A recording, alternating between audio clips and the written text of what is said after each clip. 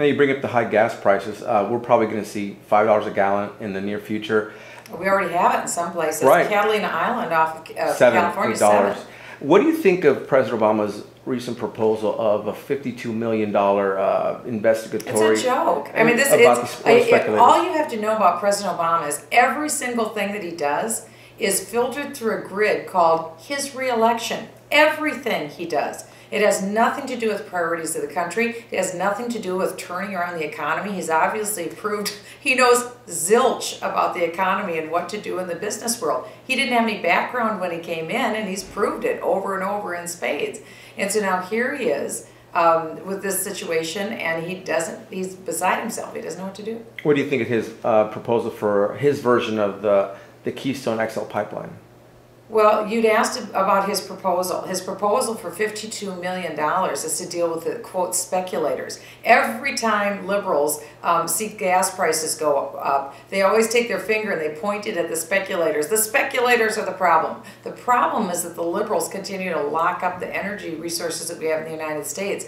The president already has every tool at his disposal to deal with speculators. If there's a problem with people who bid on futures contracts for oil, and a lot of that are public employee pension funds, they buy these futures contracts to be able to hedge bets financially.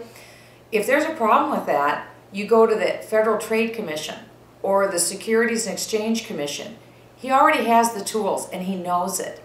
So if there's a problem, then President Obama is the problem for failing to utilize these tools that he has. This is just about waving a tar baby in the air and saying that something else is the problem. I have never seen a more irresponsible president who is infantile in the way that he continually blames everybody else for his failure to first diagnose the problem and second, to address the problem. It's always everyone else's fault. Last Sunday on Meet the Press, our Treasury Secretary Tim Geithner was blaming George Bush once again for the current state of the economy and blaming George Bush for the debt. Get over it. You've been in office for an entire term. Now you've got to explain the poor choices that you made, and that's all this is. President Obama's made poor choices. He said no to oil drilling. He said no to coal companies. He said no to fracking for natural gas and no to building the Keystone pipeline. So then he wants to blame people that are buying oil futures.